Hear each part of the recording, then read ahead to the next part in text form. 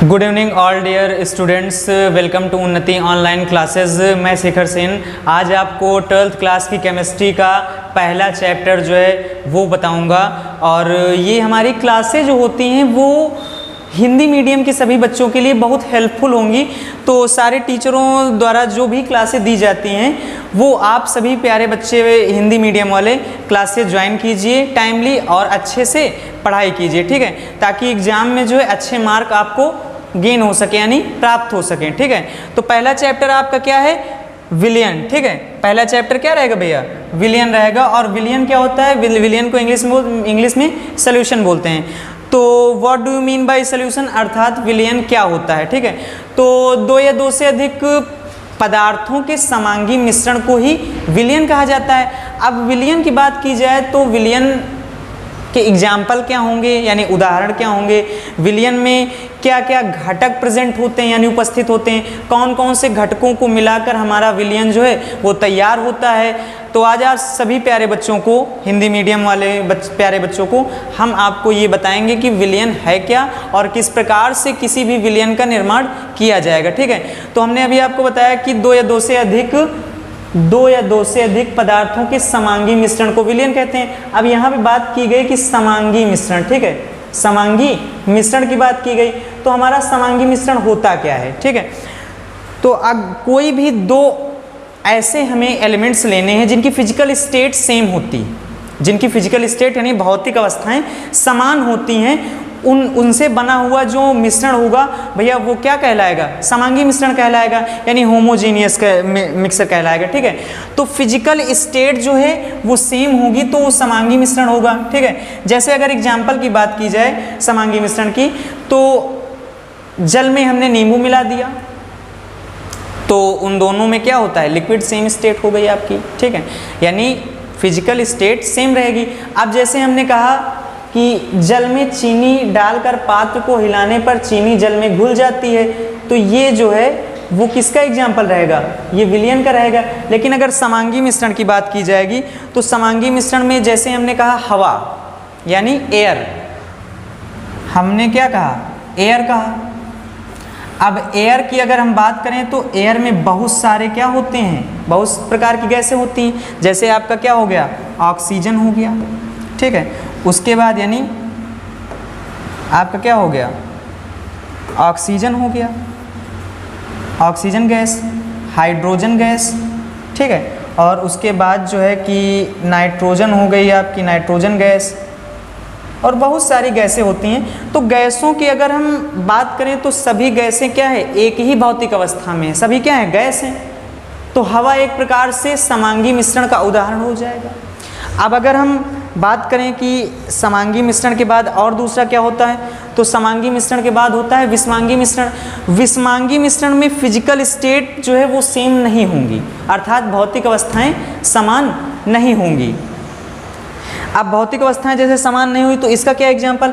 आप जानते हैं धुआं यानी स्मोक।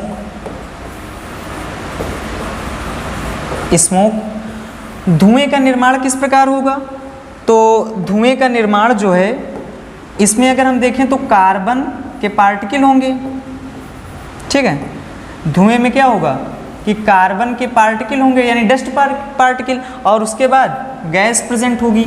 यानी गैस की तो फिजिकल स्टेट क्या रहेगी? भौतिक अवस्था भैया गैस ही होगी। और कार्बन एक सॉलिड स्टेट में है, उसके जो मॉलिक्यूल्स होंगे या एटम प्रेजेंट होंगे उसमें वो क्या है? सॉलिड स्टेट में है। तो यहाँ पे स्टेट्स जो है वो चेंज हो गए कि कार्बन के जो पार्टिकल होंगे उनकी स्टेट जो है वो सॉलिड हो जाएगी और गैस की गैस ही रहेगी। तो इसमें फिजिकल स्टेट चेंज है, अर्थात यह विषमांगी मिश्रण हो जाएगा। और उसके बाद अगर एयर की बात करें तो एयर समांगी मिश्रण हो जाएगा, ठीक है। तो इसीलिए आपको कहा गया है कि दो या दो से अधिक पदार्थों के समांगी मिश्रण को विलियन कहते हैं। अब एग्जाम्पल आपका रहेगा कि जल में चीनी डालकर पात्र को हिलाने पर जल में चीनी घुल जाती है यानी जल में घुल जाती है, तथा चीनी और जल एक पारदर्शक समांगी मिश्रण बन जाता है, अर्थात विलियन बन जाता है, ठीक है।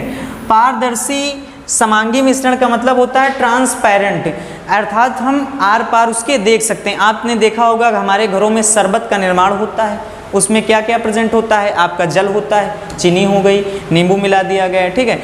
तो बहुत सारे उसमें पदार्थ मिलाए गए हैं। और शरबत में अगर हम कांच के ग्लास में या कांच की बोतल में भरने के बाद जो है अपने सामने रखें ऐसे, और तो हम दोनों माध्यमों में यानी आर पार देख सकते हैं। और वो आर पार देखने की क्रिया ही क्या होती है, पारदर्शी होती। इसीलिए कहा गया है कि ये जो मिश्रण होगा चीनी और जल का, वो क्या रहेगा भैया, पारदर्शी रहेगा। अब दूसरे एग्जाम्पल की हम बात करें तो अभी हमने आपको बताया एयर यानी वायु, ठीक है। तो अगर वायु की बात करें तो वायु भी कई प्रकार की गैसों का एक मिश्रण है, अर्थात हम ये कह सकते हैं कि वायु भी क्या है, एक विलयन है। वायु भी क्या है, एक विलयन है। अब ये विलयन गैसीय विलयन होगा। अभी इस चैप्टर में बहुत सारी चीज़ें आगे मिलेंगी कि गैसीय विलयन क्या है, ठोस विलयन क्या होगा आपका। जैसे मिश्र धातु हम बनाते हैं तो मिश्र धातु में दो अलग अलग प्रकार की धातुओं को हम लेते हैं, और जब एक मिश्र धातु तैयार हो जाती है तो उसकी फिजिकल स्टेट क्या होगी, सॉलिड होगी। और उससे पहले जो भी हम मेटल लेंगे उनकी भी फिजिकल स्टेट क्या रहेगी, सॉलिड ही होगी। अर्थात जो भी पहले हम धातुएं लेंगे वो भी कैसी होंगी, सॉलिड यानी ठोस होंगी। तो मिश्र धातु भी एक प्रकार से क्या है, सॉलिड बन जाएगी। तो इसका मतलब ये हुआ कि वो ठोस विलयन बन जाएगा, ठीक है, क्योंकि उसका भी एक निश्चित संगठन होता है। उसके बाद कहा गया है कि विलयन के घटक यानी कंपोनेंट ऑफ सॉल्यूशन, विलयन के घटक। तो विलयन के घटक दो प्रकार के होते हैं। नंबर एक विलेय और दूसरा विलायक। देखिए लिखा भी हुआ है कि एक नंबर में आपका विलेय और दूसरा विलायक। तो विलेय क्या होता है, विलायक क्या होता है। तो अगर हम यहाँ से ध्यान से देखें तो विलेय लिखा हुआ है छोटा और विलायक लिखा हुआ है बड़ा। विलेय लिखा हुआ है छोटा और विलायक लिखा हुआ है बड़ा। इसका मतलब जो भी, जैसे हम नेक्स्ट स्लाइड में आपको दिखाते हैं बाय फिगर, कि हमने एक पात्र लिया, ठीक है, ये पात्र हमने ले लिया। उसके बाद जो है इसमें हमने जल भर दिया, ठीक है, ये हमने क्या भर दिया, जल भर दिया।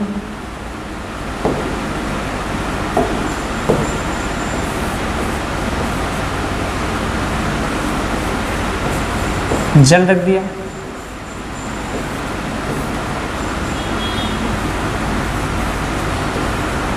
उसके बाद अगर हम इसमें जो है चीनी डालें तो आप सभी को पता है चीनी भी सफ़ेद होती है और जल भी सफ़ेद होता है, ठीक है। तो इसमें हम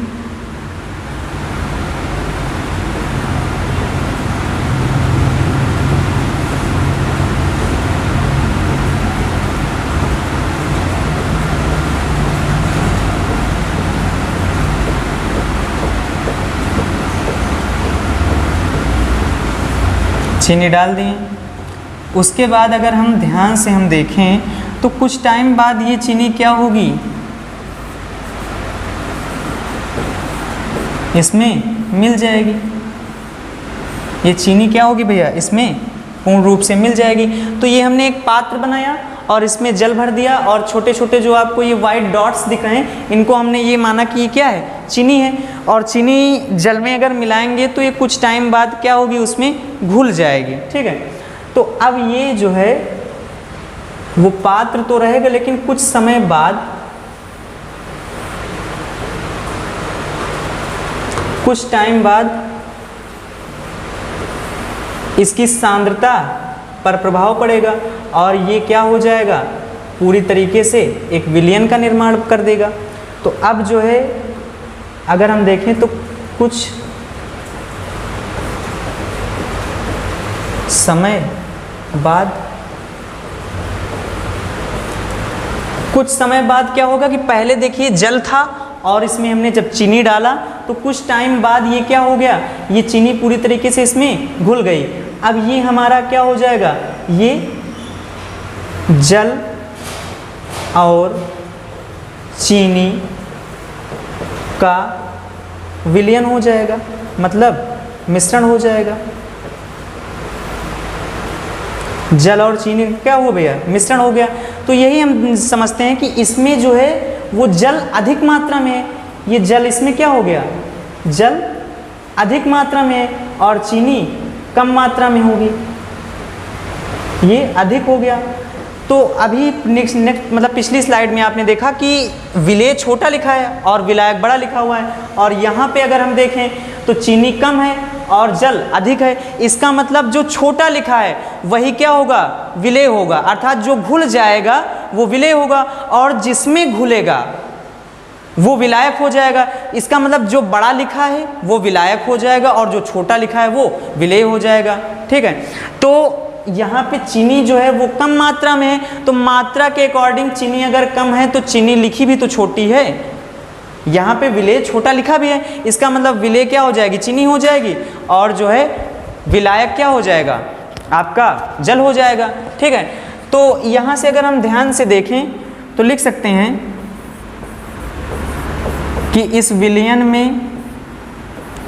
में जल बराबर विलायक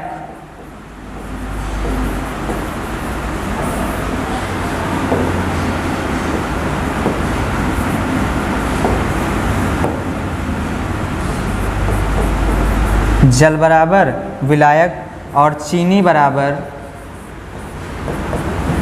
विलेय।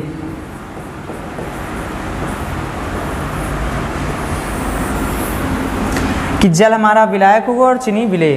तो हम ये कह सकते हैं कि ऐसा है, विलेय क्या होता है, विलायक क्या होता है। तो नेक्स्ट स्लाइड में देखेंगे कि विलेय क्या है। तो विलयन का ऐसा घटक यानी सॉल्यूशन का एक ऐसा कंपोनेंट जो विलीन होता है, अर्थात जो घुल जाता है, उसे विलेय कहते हैं।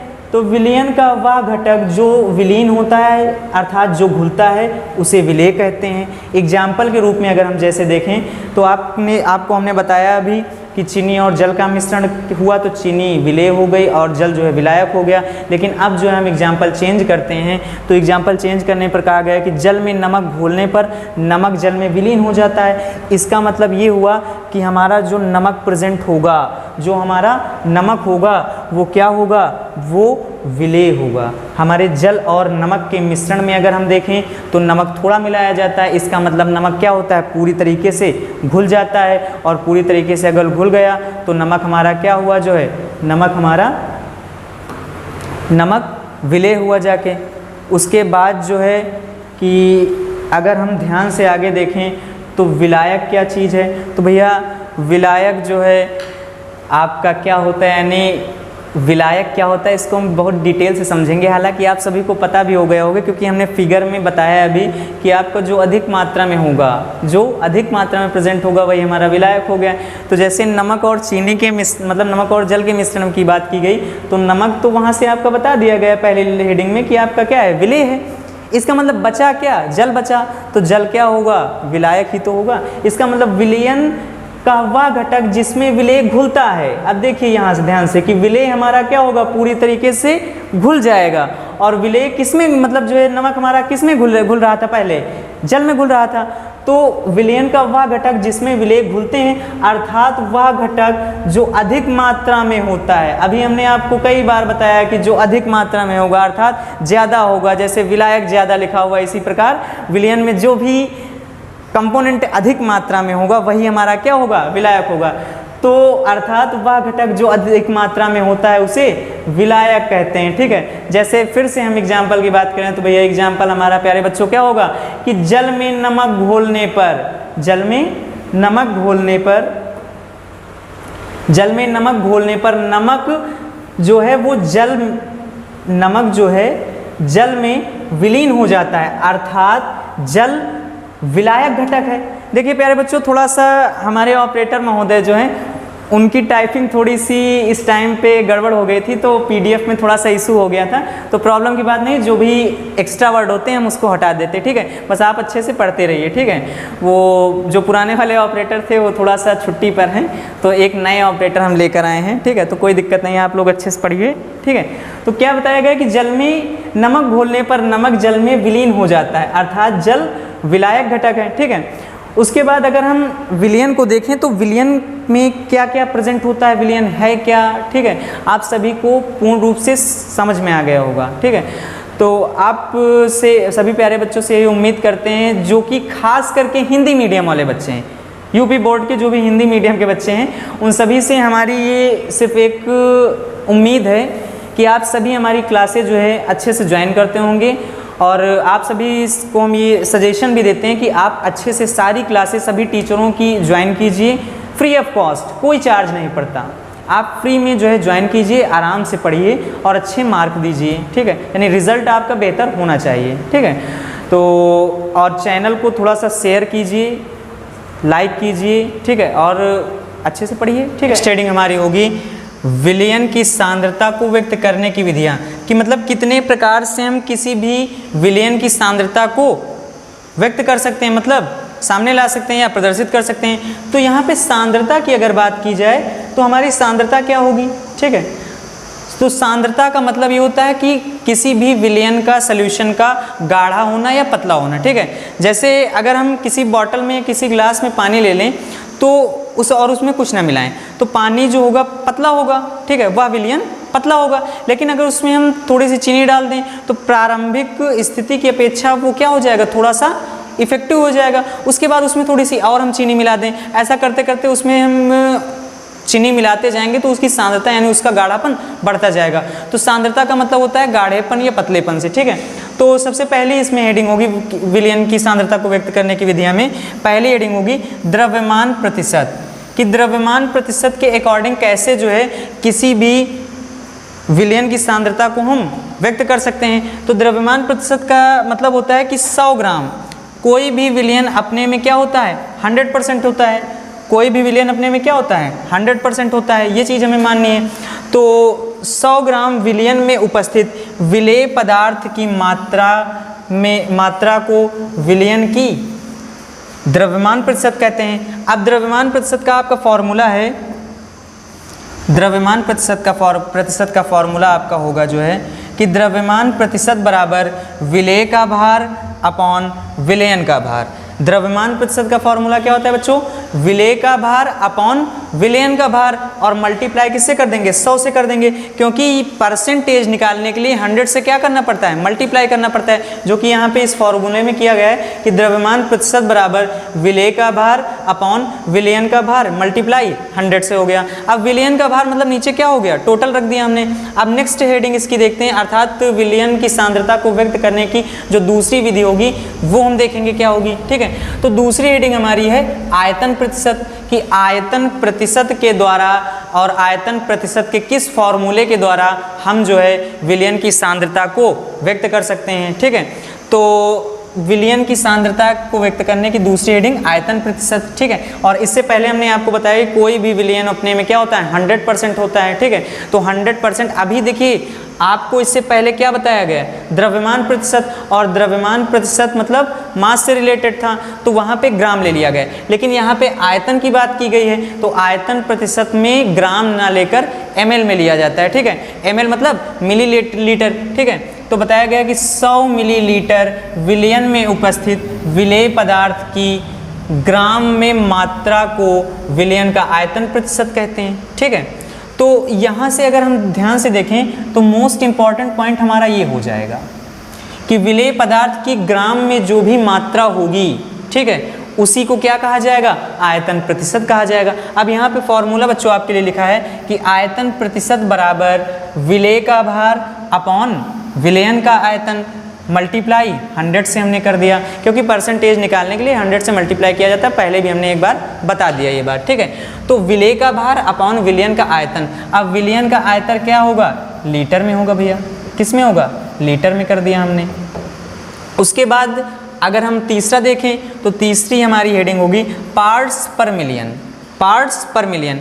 अब यहाँ पे विलयन के निर्माण की अगर हम बात करें तो विलयन के निर्माण जो है बहुत छोटे छोटे पार्टिकल से मिलकर होगा, ठीक है। विलयन का निर्माण बहुत छोटे छोटे पार्टिकल से होगा, और अगर जो है उन सभी पार्टिकल को देखें तो वो एक प्रकार से एटम या मॉलिक्यूल्स होते हैं, वो एक प्रकार से क्या होते हैं, एटम या मॉलिक्यूल्स होते हैं, और मतलब परमाणु या अणु होते हैं, ठीक है। तो यहाँ से बात की गई कि विलयन के 1 मिलियन का मतलब होता है 10 लाख, यानी 10 की पावर 6, ठीक है, 10 की पावर 6। तो विलयन के 1 मिलियन ग्रामों में उपस्थित, विलयन के 1 मिलियन ग्रामों में उपस्थित पदार्थ की ग्राम में मात्रा को उसकी पार्ट्स पर मिलियन यानी ppm कहते हैं। अब पार्ट्स पर मिलियन का इंडिकेशन जो शॉर्ट फॉर्म हमने लिखा वो क्या होता है, ppm यानी पार्ट्स पर मिलियन। p से पार्ट, p से पर और m से मिलियन।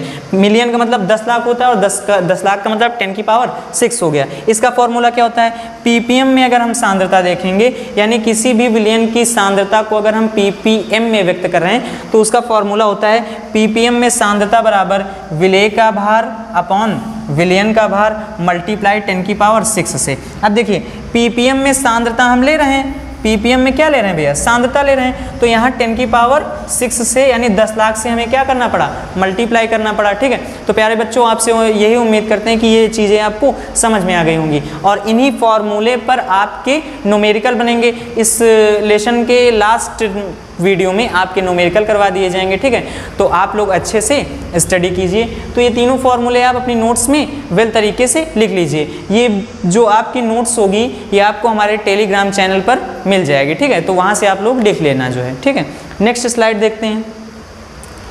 इसके बाद किया गया, इसके बाद जो है बात की गई संतृप्त विलयन की। संतृप्त विलयन और असंतृप्त विलयन क्या होता है ये चीज़ हम समझते हैं।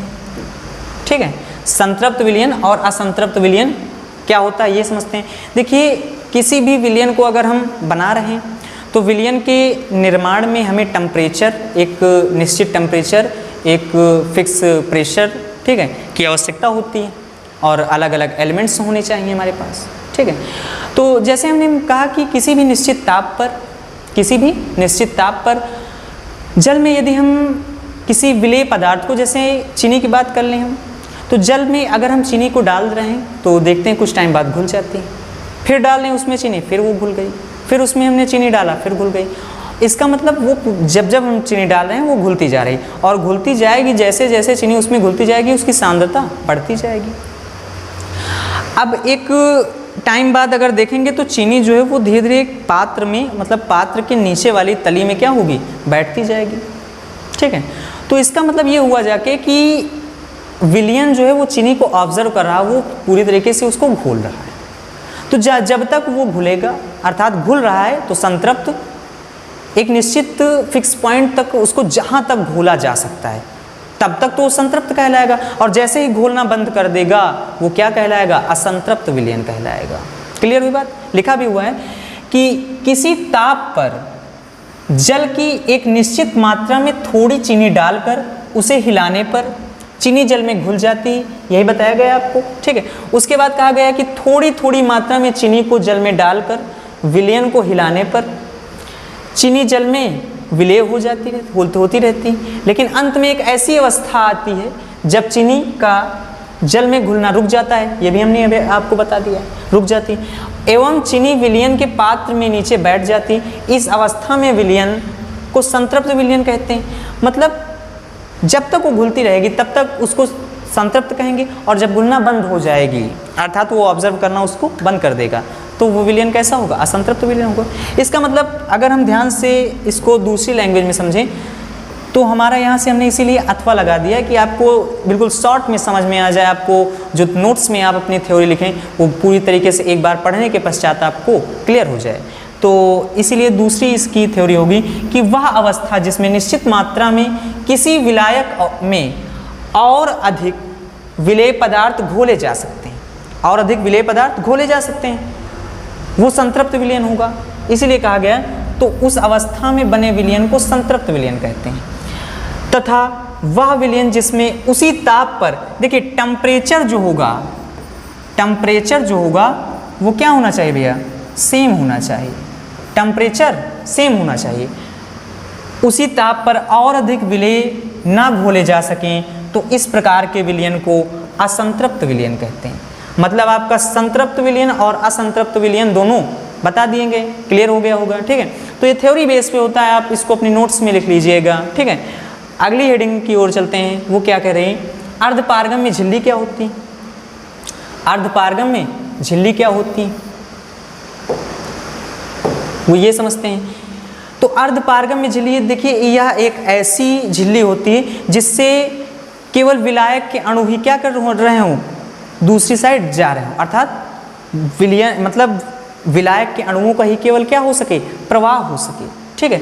अर्थात इसमें केवल विलायक के अणु ही आर पार जा सकते हैं, विलेय के अणु नहीं जा सकते, ठीक है। इस झिल्ली को ही अर्धपारगम्य झिल्ली कहते हैं। जैसे देखिए कहा गया कि वे झिल्लियां जिनमें से केवल विलायक के अणुओं का ही विलायक में प्रवाह होता है, अर्थात इनमें से केवल विलायक के अणु ही आर पार निकल सकते हैं, विलेय पदार्थ के अणुओं का प्रवाह नहीं होता। मोस्ट इंपॉर्टेंट लाइन ये है भैया, समझ लीजिए कि विलेय पदार्थों के अणुओं का प्रवाह नहीं होता, अर्थात अर्धपारगम्य झिल्ली एक ऐसी झिल्ली होती है जिससे विलेय के अणुओं का प्रवाह नहीं होगा, केवल विलायक के, अर्थात विलयन में जिस भी पदार्थ की मात्रा अधिक होगी अर्धपारगम्य झिल्ली से केवल वही पदार्थ निकलेगा दूसरी साइड, अर्थात उसी का प्रवाह होगा। जिसकी मात्रा कम होगी विलयन में उसका प्रवाह नहीं होगा, ठीक है। और यही झिल्ली क्या कहलाती है, अर्धपारगम्य झिल्ली कहलाती है, ठीक है। अब उसके बाद नेक्स्ट हेडिंग देखते हैं आपकी परासरण क्या होता है, आपका परासरण क्या होता है, ठीक है। तो विलायक के अणुओं का अर्धपारगम्य झिल्ली में से होकर शुद्ध विलायक से विलयन की ओर प्रवाह परासरण कहलाता है। मतलब विलायक के अणुओं का जो भी विलयन में एलिमेंट्स ज़्यादा होगा उसकी बात की जा रही है, अर्थात विलायक के अणुओं का अर्धपारगम्य झिल्ली से होकर शुद्ध विलयन की ओर जो प्रवाह होगा वही क्या कहलाएगा, परासरण कहलाएगा। अब इसके बाद आप परासरण दाब पढ़ेंगे, ठीक है। विलयन के प्रकार कई होते हैं, हमने बताया था कि 3 प्रकार के विलयन होते हैं, ठोस विलयन आपका हो गया, द्रव विलयन हो गया और गैसीय विलयन हो गया, ठीक है। तो फिर से एक बार समझिए कि परासरण हमारा क्या होता है। तो परासरण जो है वो विलायक के अणुओं से, विलायक के अणुओं का अर्धपारगम्य झिल्ली में से, ये जो अर्धपारगम्य झिल्ली बताई गई इसमें से होकर शुद्ध विलायक से विलयन की ओर जो प्रवाह होगा उसका फ्लो होगा वही क्या कहलाएगा, परासरण कहलाएगा, ठीक है। अब इसके बाद देखते हैं अगला क्या है, परासरण दाब है, ठीक है। परासरण दाब हमारी हेडिंग हो जाएगी। तो परासरण दाब प्यारे बच्चों क्या होता है कि अर्धपारगम्य झिल्ली द्वारा विलायक से पृथक, यानी अर्धपारगम्य झिल्ली द्वारा विलायक से अलग किए गए विलयन में, विलायक से अलग किए गए विलयन में विलायक के प्रवेश को रोकने के लिए, विलायक के प्रवेश को रोकने के लिए विलयन पर लगाए गए आवश्यक बाह्य बल को परासरण दाब कहते हैं। इसे P से प्रदर्शित करते हैं। यहाँ पे जो ये P लिखने का तरीका है वो केवल ऐसे बना दिया जाता है बस, ठीक है। इसे P से प्रदर्शित करते हैं, ठीक है। परासरण दाब एक अणुसंख्यक गुणधर्म होता है। इसका मतलब यह एक अणुसंख्यक गुणधर्म है, ये आप अंडरलाइन कर लेना, ठीक है। उसके बाद बताया गया कि परासरण दाब जो है वो दिए गए ताप पर मोलरता के अनुक्रमानुपाती होती है। इसका मतलब P डायरेक्टली प्रोपोर्शनल M हो गया आपका, ठीक है। आप प्रोपोर्शनल का साइन हटाएंगे तो यहाँ पर क्या हो गया कि P बराबर mRT, ठीक है। R जो है ये गैस कांस्टेंट है, क्या है R, गैस कांस्टेंट है। T जो है वो टेम्परेचर होगा, ठीक है। M जो है वो आपकी मोलरता हो जाएगी, ठीक है। तो यहाँ से P इक्वल टू mRT हो गया। ये देखिए आपका लिखा हुआ भी है P बराबर mRT, अर्थात M जो है मोलरता, R जो है गैस नियतांक और T जो है वो आपके विलयन का टेम्परेचर हो जाएगा, ठीक है। तो परासरण दाब क्या आपको बताया गया, फिर से एक बार पढ़ लेते हैं कि अर्धपारगम्य झिल्ली द्वारा विलायक से पृथक किए गए विलयन में विलायक के प्रवेश को रोकने के लिए विलयन पर लगाए गए एक आवश्यक बाह्य बल को परासरण दाब कहते हैं। बिल्कुल इजी लैंग्वेज में है प्यारे बच्चों, आपको बताया जाता है। तो चैनल को ज़्यादा से ज़्यादा शेयर कीजिए और उसके बाद वीडियो को लाइक कीजिए। अगर वीडियो आपको अच्छा लगे तभी लाइक करना, ठीक है, नहीं तो आप इसको डिसलाइक कर दीजिएगा। उसके बाद जो भी आपके डाउट्स होते हैं वो कमेंट सेक्शन में डाल दीजिए ताकि हम वो आपके सारे डाउट्स देख सकें और आपकी बात समझ सकें और जो भी आपके डाउट हों उनके आंसर दे सकें, ठीक है। नेक्स्ट स्लाइड क्या कहती है हमारी, देखते हैं। उसके बाद कहा गया कि परासरण दाब का जैविक महत्व। देखिए परासरण दाब का जैविक महत्व, ठीक है, कि परासरण दाब का जैविक महत्व क्या क्या होता है ये आपको बताया जाएगा, ठीक है। तो इसमें इससे पहले हम एक चीज़ ये समझ लेते हैं, एक सेकेंड, कौन कौन आ रहा है ऑनलाइन, ठीक है, एक सेकेंड, जस्ट मिनट। बहुत सही, ठीक है। परासरण दाब का जैविक महत्व क्या क्या होता है ये समझते हैं। देखिए, पौधों में जो जल की आपूर्ति होती है, पौधों में जो जल की आपूर्ति होती है वो परासरण की क्रिया से ही होती है। पौधों में जो जल की आपूर्ति होती है वो किसके द्वारा होती है? परासरण के द्वारा ही होती है।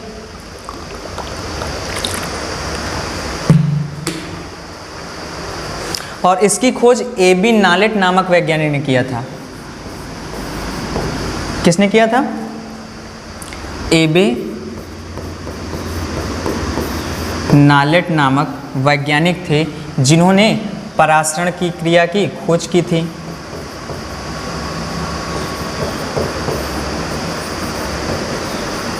परासरण क्रिया की खोज किसने की थी? ए.बी. नालेट नामक वैज्ञानिक ने परासरण क्रिया की खोज की थी। अब इसमें आगे पढ़िए, क्या कहा गया कि पौधों एवं जीव जंतुओं का शरीर अनेक संख्यक कोशिकाओं से मिलकर बना होता है। बिल्कुल सही बात है, ठीक है। तो आप सभी को ये बात शायद पता है, ठीक है, कि अनेक संख्यक कोशिकाओं से मिलकर बना होता है। फिर आगे कहा गया कि सभी कोशिकाओं में एक द्रव भरा होता है जिसे कोशिका द्रव कहते हैं। इन कोशिकाओं की दीवारें एक अर्धपारगम्य झिल्ली का कार्य करती हैं। ये झिल्लियाँ अपने में से होकर जल के प्रवाह को होने देती हैं, उसमें उपस्थित प्रोटीन, एंजाइम आदि को रोक लेती हैं, अर्थात जल का भूमि से पौधों की जड़ों में और फिर पौधों की जड़ों से पौधों के तनों तक प्रवाह परासरण के कारण ही होता है। ये चीज़ आपको अभी हमने बता दी थी कि ऐसा है, पौधों में जल की आपूर्ति परासरण की क्रिया के द्वारा ही होती है, ठीक है, जो कि इसमें बिल्कुल डिफाइन कर दिया गया है। अब इसके बाद अगर हम नेक्स्ट बात करते हैं तो नेक्स्ट हमारी क्या है? परासरण दाब के नियम, कि किन किन नियमों द्वारा परासरण दाब को डिफाइन किया गया है, ठीक है। तो परासरण दाब के देखिए 3 नियम होते हैं भैया। परासरण दाब के कितने नियम होते हैं? परासरण दाब के मेनली 3 नियम होते हैं, यानी 3 लॉ होते हैं। पहला जो है इसका क्या हो गया? बायल वांट हाफ नियम। दूसरा हो गया चार्ल्स वांट हाफ नियम। तीसरा हो गया आवोगाद्रो वांट हाफ नियम। पहला क्या हो गया? बायल वांट हाफ नियम, दूसरा चार्ल्स वांट हाफ नियम, तीसरा आवोगाद्रो वांट हाफ नियम। क्लियर हुई बात? तो प्यारे बच्चों, आप सभी जो है मन लगा के अच्छे से पढ़िए, ठीक है, और सारी क्लासें जो है सुचारू रूप से ज्वाइन कीजिए और अपनी नोट्स बना लीजिए। क्योंकि देखिए, जो आप पहले वीडियो देखेंगे उसके बाद जो है कि नोट्स बनाएंगे, ठीक है, फिर जो है कि जब आप नोट्स बनाएंगे तो नोट्स बनाते टाइम भी कुछ ना कुछ जो है कि आपके माइंड में जाता रहेगा, आप समझते रहेंगे। फिर जो है देखिए, नोट्स बनाने का प्रॉफिट ये होता है कि आप जैसे जैसे नोट्स बनाते हैं वैसे वैसे आपकी लिखने की भी प्रैक्टिस अच्छी हो जाती है। और उसके बाद नोट्स बनाना मोस्ट इम्पॉर्टेंट ये होता है कि रिवीजन करने के लिए। भाई रिवीजन के टाइम पे आप जो है पूरा वीडियो फुल तो देखेंगे नहीं, क्यों? क्योंकि उतना टाइम नहीं बचेगा जो है। इसीलिए आपको बार बार ये बताया जाता है कि आप जो है सुचारू रूप से क्लासों के वीडियो देखिए और अपने नोट्स बनाइए। और नोट्स जो होंगे वो अगर आपके क्लियर रहेंगे और उनमें बेहतर तरीके से आप अंडरलाइन कर लेंगे, जैसे हम इसमें करके बताते हैं, ठीक है, जो भी इंपॉर्टेंट होगा वो अंडरलाइन करवा देंगे। तो नोट्स अगर आपकी क्लियर रहेगी तो आपको रिवीजन करने में बेहतर रहेगा और उसके बाद जो है टाइम बच जाएगा, और जो टाइम बच रहा उसमें आपको प्रैक्टिस करवा दी जाएगी, ठीक है। तो प्रैक्टिस की क्लासें भी आपको मिलेंगी। तो प्रैक्टिस जब आपकी हो जाएगी तो अच्छे खासे से आपकी तैयारी होगी, और तैयारी अगर बेटर रहेगी तो एग्ज़ाम में कोई प्रॉब्लम नहीं होगी, और एग्ज़ाम में अगर प्रॉब्लम नहीं हो रही तो आपका रिजल्ट बेहतर होगा। और आपसे केवल यही उम्मीद करते हैं कि आपके बेहतर रिजल्ट की उम्मीद है बस, और बाकी आप जो है इंजॉय कीजिए अच्छे से, ठीक है। तो उम्मीद है कि आपको हमारी क्लास जो है आज की केमिस्ट्री की भी समझ में आई होंगी। तो आपका प्यारे बच्चों बेहतर सपोर्ट हमें मिलता रहे, ये उम्मीद हम सभी टीचर्स करते हैं। हमारी टीम की मेहनत जो है केवल वो आपके रिज़ल्ट के लिए वेट कर रही है, ठीक है। तो रिज़ल्ट कब आएगा बेहतर आपका? जब आप अच्छे से वेल तरीके से पढ़ेंगे, ठीक है। तो अच्छे से पढ़िए आप। और क्योंकि एक बात ये समझना, जब भी पढ़ने की इच्छा ना हो ना तो उस पेरेंट्स का चेहरा याद कर लेना। यानी जब भी पढ़ने की इच्छा ना हो, ठीक है, घूमने की इच्छा हो या अदर कोई काम करने की इच्छा हो, तो केवल अपने माँ बाप का चेहरा याद कर लेना कि किस तरीके से वो जो है पैसे आपकी फ़ीस के लिए, आपकी ज़रूरत के लिए वो एकत्रित करते हैं, ठीक है। कोई नहीं चाहता धूप में काम करना, लेकिन पेरेंट्स जो हैं वो सिर्फ आपकी खुशी के लिए जो है वो धूप में काम भी कर लेते हैं, ठीक है। वो 8 घंटे के बजाय 10 घंटे या 12 घंटे काम करते हैं कि आपको जो है वो बेहतर से बेहतर सुविधा प्रोवाइड करवा सकें, ठीक है। तो क्या आप उनकी खुशी के लिए अच्छा रिजल्ट नहीं दे सकते, आप पढ़ नहीं सकते हैं, ठीक है। तो आप पढ़िए, अच्छे से पढ़िए, और जो भी प्रॉब्लम्स हो कमेंट सेक्शन में डाल दीजिए, ठीक है। और हमारी जो क्लासें हैं वो ऑफलाइन भी चलती हैं ऊंचाहार रोड गदागंज में जो है, ठीक है। आप ऑफलाइन भी अगर पास के हैं तो ऑफलाइन क्लास भी ज्वाइन कर सकते हैं, ठीक है। तो ऑनलाइन और ऑफलाइन दोनों क्लासें हम लोग देते हैं। तो आप जो है केवल अच्छे से पढ़िए और जो है चैनल को ज़्यादा से ज़्यादा अपने फ्रेंड्स में और अपने ग्रुप्स में शेयर कीजिए और सपोर्ट अपना दिखाइए, ठीक है। Best of luck.